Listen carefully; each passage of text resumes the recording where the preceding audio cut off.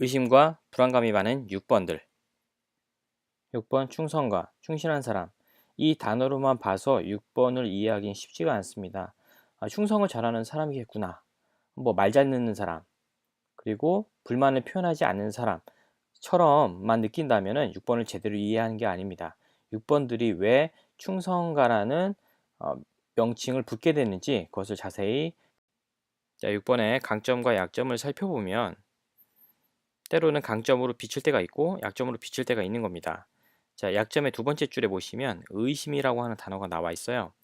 이 의심이라는 것도 6번의 고유의 그 집착으로 인해서 약점으로 비칠 때 의심인 것이, 또 때로는 그런 어떤 마음들이 어떤 상황에서는 강점으로 어떤 준비를 열심히 한다든가 이렇게 나타날 수가 있는 거거든요. 그런데 이제 약점에서 이 의심을 한번 잠깐 따져보겠습니다. 6번들은 의심이 왜 많은가? 전체 번호 중에서 의심이 제일 많은 번호는 6번이라고 볼 수가 있거든요. 그 내용을 좀 살펴봐야 됩니다. 배후 세력, 뭐 음모론, 이런 내용들은 의심이랑 다 같은 얘기들입니다. 쉽게 믿지 않는다라는 거예요. 뭔가 이유가 있을 것이다. 이 뒤에 어떤 제3의 인물이 이것들을 조종하고 있다. 이런 생각들이 많이 있다 보니까 누군가 뭔가 얘기를 했을 때 쉽게 믿을 수 없다라는 거죠. 그래서 사기꾼들이 보통 보면은 다양한 얘기로 아니면은 너무나 그 좋은 조건으로 상품들을 소개를 합니다. 지금 뭐 특별히 할인해서 이 가격에 하게 되고, 먼저 선입금으로 얼마를 하게 되면, 또 특별 회원가로 얼마를 하게 되면 뭐 내년에 1년 후에 이것들을 다시 뭐 돌려준다. 이런 것들 얘기를 많이 할 때 6번들이 가장 의심을 많이 합니다. 분명히 이유가 있다. 왜 저렇게 했을까? 쉽게 믿지 못한다라는 거예요. 그리고 여기 보시면 친절 베품이 있는데, 친절 베푸는 것은 지금 의심이랑은 좀 다른 거잖아요. 낱말들 자체가. 하지만 이것도 의심 때문에 일어난 일이에요. 6번들이 사람들에게 친절을 베푸는 경우가 있습니다. 이거는 그 사람을 떠보기 위해서 하는 행동입니다. 8번은요, 떠보기 위해서 상대에게 공격을 해보지만 6번은 친절을 베푸는 방식으로 해보는 거예요. 이것도 역시 사람에게 대한 의심 때문에 하게 된 행동인 겁니다. 하지만 의심을 하기 때문에 뭐 돈을 빌려주는 것을 쉽게 할 수는 없는 거죠.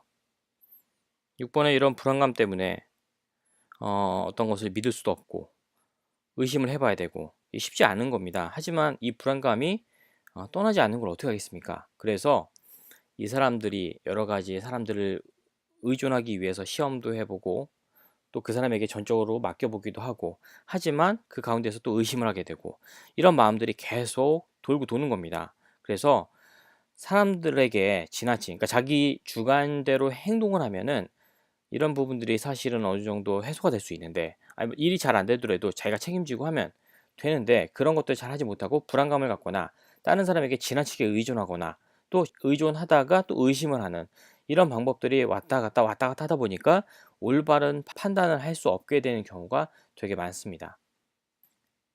이런 6번의 두려움을 크게 네 가지로 나눠서 좀 더 구체적으로 살펴볼 수가 있습니다.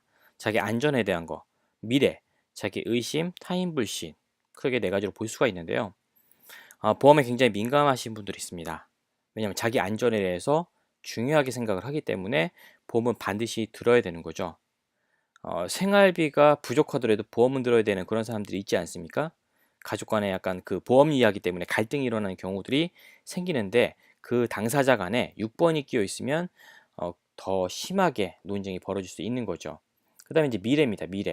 미래에 취업을 하고 자기 꿈을 위해서 뛰어가야 되는데 그런 것들을 하지 않아요. 왜냐하면 뭔가 시도하는 것 자체가 사실은 실패할 가능성이 있고 그 자체가 두려움을 내포하고 있습니다. 그래서 미래에 대해서도 굉장히 큰 두려움을 가지고 있고요.